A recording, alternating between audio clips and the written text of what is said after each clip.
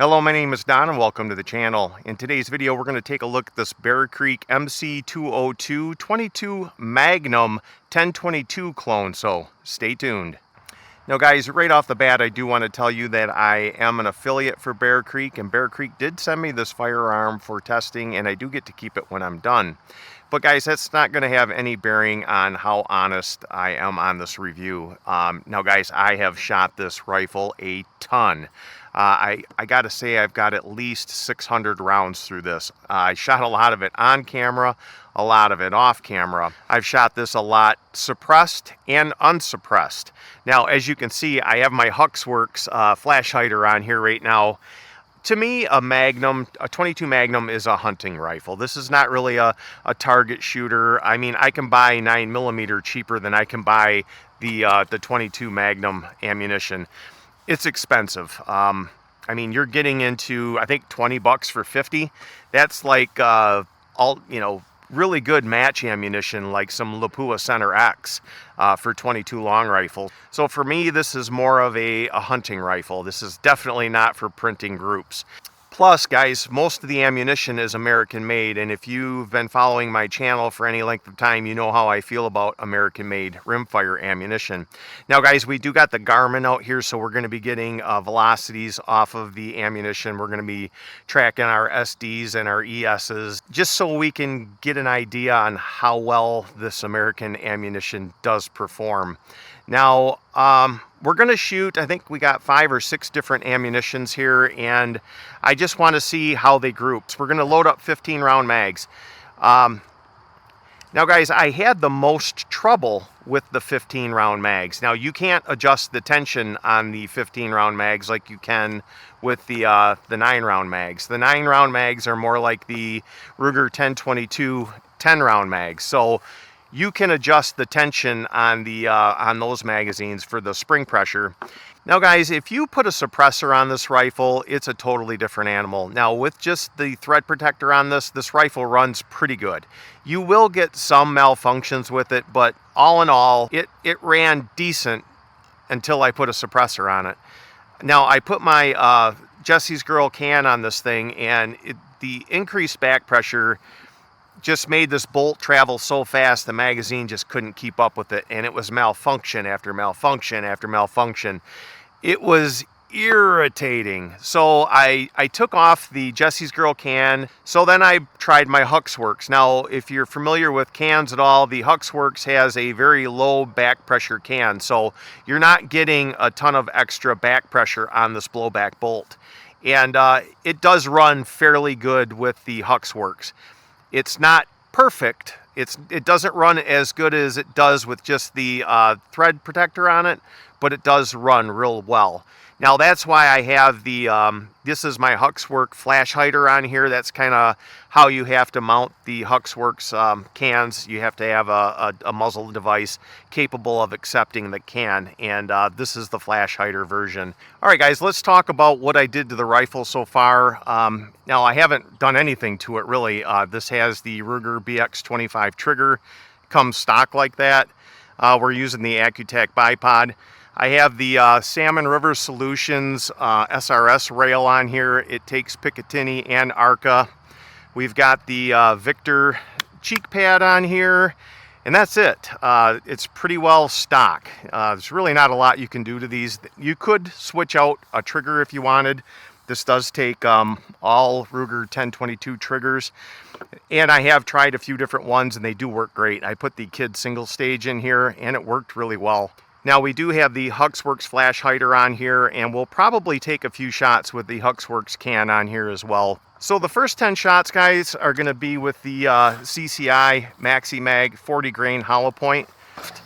We'll do a 10-shot group. Hopefully we're close.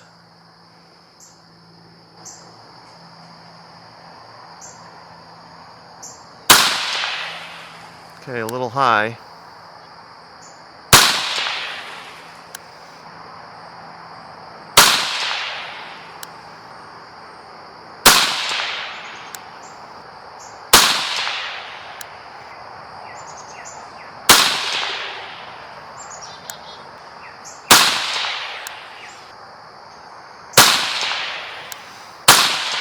Guys, the last 3 shots went high off camera. All right, that's 10 shots. Huh. I don't know what's going on with my Garmin. So my Garmin didn't seem to want to read for some reason. That's the first time I've ever had any trouble with the Garmin reading anything. All right, guys. So the next up is the CCI Game Point. This is a 40 grain. Basically, it's a hollow point with the hollow point being filled with lead. It's their Game Point. Remington makes a bullet real similar to this. All right, so we had a light strike. First malfunction. Now this is it's got a pretty damn good hit on it too. So this is a very common problem with this rifle. I've gotten more light strikes on this. Normally it's when I'm using the suppressor though, and what happens is the bolt doesn't go all the way in the battery. The velocity of the bolt is so much, it comes back and it slams forward so hard that it actually bounces back out of battery. That was not the case on this one. It's just, it actually had a pretty good hit, so I don't know if it's a dud primer or what. We'll try and shoot that one more time. Yeah, it fired.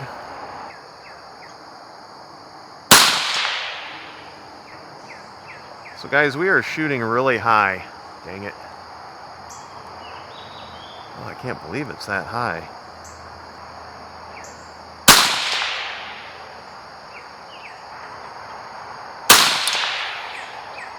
Finally. All right, guys, I'm going to add 5 more rounds to that. And we'll see if we can get a 10-shot group now that we're basically zeroed.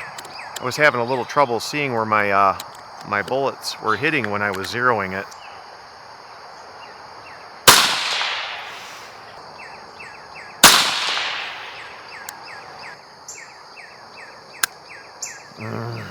Light strike.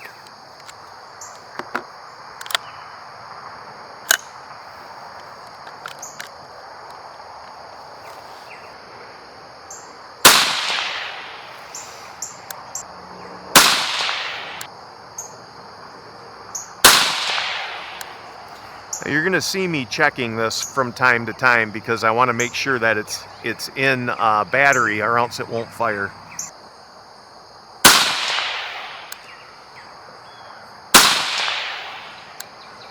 So it looks like we're shooting high again.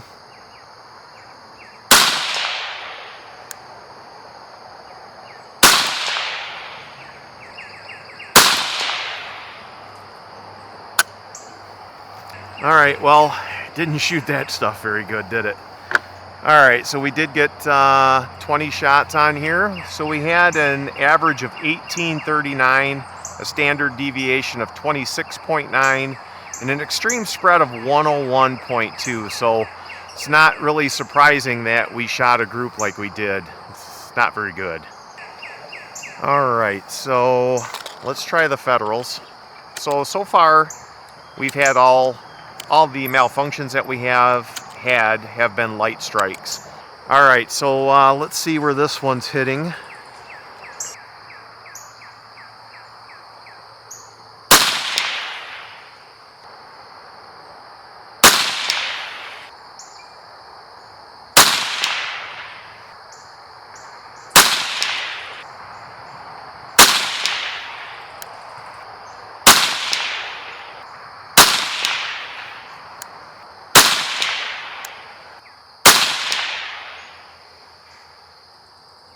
All right, so not real good. I was totally expecting that though. I've had not very good results with this particular lot of the Federal 50 grain hollow points. All right, guys, so with the Federal, we had an average of 1498, a standard deviation of 21.5, and an extreme spread of 80.1. Not real good. All right, guys, next up is the Hornady Critical Defense 45 grain FTX bullet. Hopefully this one's close. We'll shoot at the center target.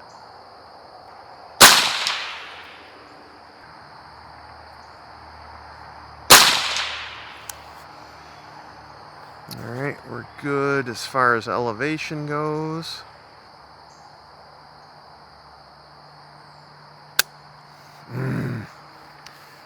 Light strike. So I don't know if that was a out of battery or if it was just a light strike, but we'll try and shoot it again.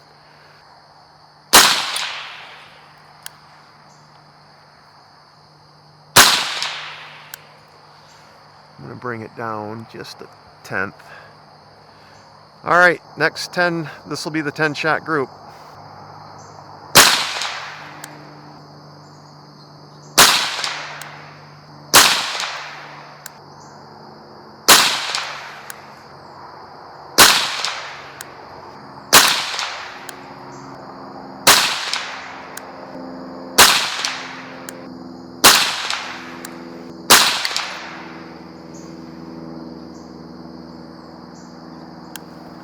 Looks like that one shot better. Still not real good. Alright, so we had an average of 16.14, a standard deviation of 26, and an extreme spread of 96.7. So, not great. Alright guys, next up is the Remington Premier Magnum 33 grain AccuTip bullet. This is definitely going to shoot high.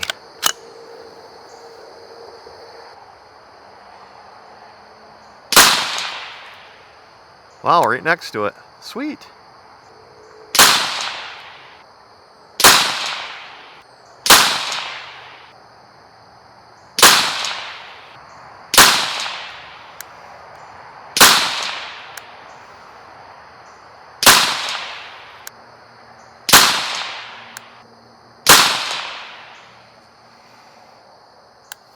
Definitely a lot better. Alright, so I'm going to shoot the last 5 rounds right in between those two bottom orange dots.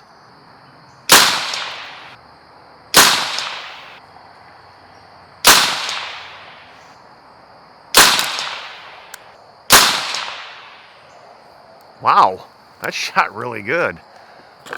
Let's make that a true 10 shot group.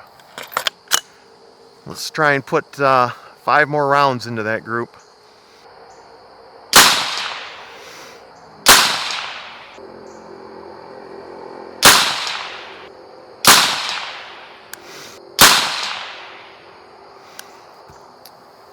Alright guys, so the majority of those shots were pretty good. We did have a couple of high flyers though. American made ammunition, that's what it does. So we had an average of 2033, so 2033, standard deviation of 22.6, and an extreme spread of 82.9. Alright guys, last but not least, we have the Hornady 30 grain. This is the V-Max bullet. This should have a very similar impact point to that Remington. So we'll shoot in between the two top dots.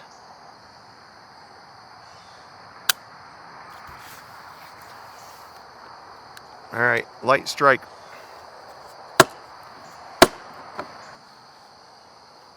Got a pretty good hit on that. It just didn't fire.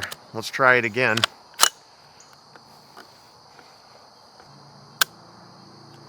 Must be a dud round.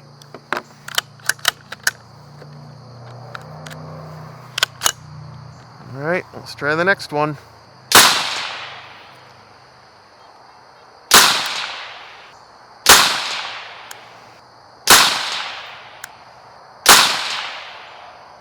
Alright, next we'll shoot the 10 shot group. Actually, we're going to have to add a round to that.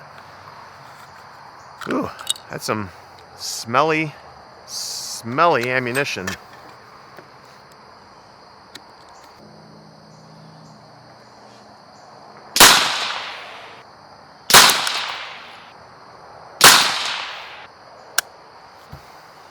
Same thing.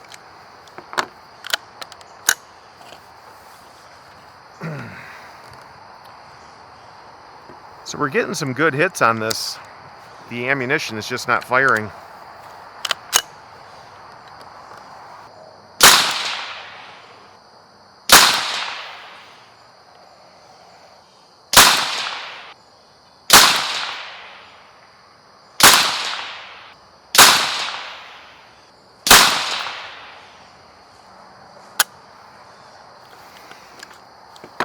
All right, that should be 10. All right, guys, so we had an average of 2157, a standard deviation of 68.4, and an extreme spread of 229.6. Horrible. All right, guys, so as you can see, none of this ammunition shot really good at 100 yards. It does shoot decent at 50. Let me go grab my Huxworks can, and we'll try the can on this and see if it shoots any better. So guys, it looks like the Remington 33 grains shot the best, so we're gonna load up another mag with these, and we're gonna try it with the can on it. I went down there, and it looks like this shot a pretty good group, except for, you know, a couple of high flyers, which is unfortunately with American-made ammunition. That's kind of the key. That's what you get. You know, there's not much you can do about it. All right, guys, this is the Remington 33 grain AccuTips. We're running the Huxworks can on here. Let's see how close we are here. I do want to get the 0 right.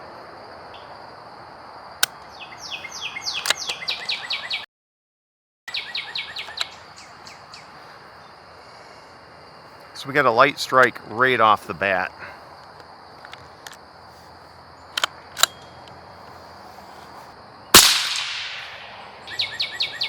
Okay, we're a little high. I'm gonna bring it down a little bit.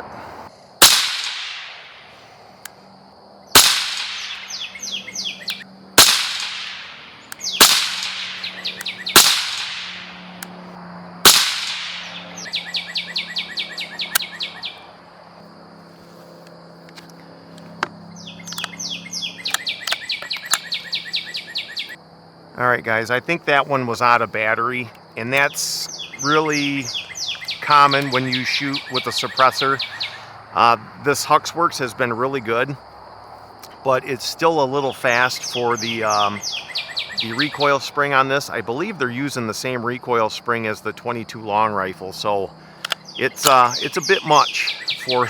I wish they'd give you a heavier spring in case you did want to run this suppressed.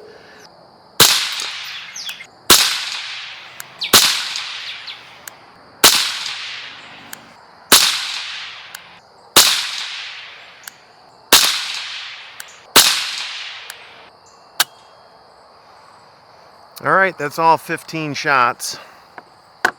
So we had one out of battery light strike, and then I think we had one failure to fire because of a light strike. So we had an average of 2,059, a standard deviation of 24.6, and an extreme spread of 99.8. So it seems to be pretty standard for what we've been getting out of this ammunition. It's getting dark out, guys. I'm gonna go grab those. We'll get things scored up, and I'll get right back to you. So the shooting I did in today's video is a very good representation of how this little rifle performs. When I first got this rifle, I did have some issues with it, especially when I put the Resilient Arms Jesse's Girl suppressor on this. That extra back pressure was just too much for the recoil system on this little rifle. But I took the can off, I put the thread protector on it, and I ran it and ran it and ran it, and it just kept running better and better the more I shot it. So to me, this is more of a hunting rifle, but I do want to suppress it because when I go out, I don't wear hearing protection, and I've already got so much tinnitus, I don't want to make it worse, so I wanted to put some kind of a can on it. So I put the Huxworks 762 Ti on there, and it ran pretty good. Not 100%, and not as good as it did with the with just the thread protector on it, but it still ran pretty good. Few problems here and there, a few light strikes, but way better than it did with the Jesse's Girl can. But anyway, guys, the fit and finish on this little rifle is good. It's got a decent trigger. I like the soft touch Hogue stock. The fit and finish on this receiver is really good. There's no machining marks. The anodizing is really good. The barrel looks good inside and out. The threading is really done really well on it. It's a very well built rifle. It's just a shame that they don't have the right recoil spring in this 22 Magnum, and they're using the same spring in this as they are for the 22 long rifle. So I just don't think that that is the correct spring to use in a 22 Magnum. There's a lot more chamber pressure in there, and when you have a blowback system like that, especially on a threaded barrel, you know, guys are going to suppress this thing. So all that extra back pressure is just too much for the magazine to keep up with. So guys, Bear Creek is aware of the problem, and they are working with a spring manufacturer to get the right spring for this. I'd like to see a few different springs. I'd like to see a suppressed and a unsuppressed spring for this, because I don't think the spring that's in it is good enough for the Magnum. I think it needs to be a little bit heavier. But once Bear Creek does solve that problem, I think this is going to be a lot better running rifle. Now, like I said, guys, Bear Creek did send this to me, and I don't have to pay for it. Although I think the amount of ammunition I ran through this thing already probably more than paid for the rifle. So, yeah, guys, is it going to run for you 100% if you buy this? No, it's not. It's kind of the nature of the beast on a semi-automatic rifle 22 Win Mag. They all have little quirks, and a lot of it revolves around the ammunition. When you're talking, 1,500 feet per second, 50 grain bullets, and then 2,100 feet per second, 30 grain bullets. There's a wide range of pressures, chamber pressures. So it's hard to build the right recoil system when you have such a wide range of ammunition. So I think it would be smart to, like I said, to come out with more than one recoil spring for this rifle. But that's it, guys. Like I said, that's I think was a very good representation of what it's like to own this rifle. So, guys, that's all I got for you today. So if you like what you saw, please give it a big thumbs up. And if you like what I'm doing here, go down there and hit that subscribe button. I can't build this channel without you. Thanks for watching, and we'll see you in the next one.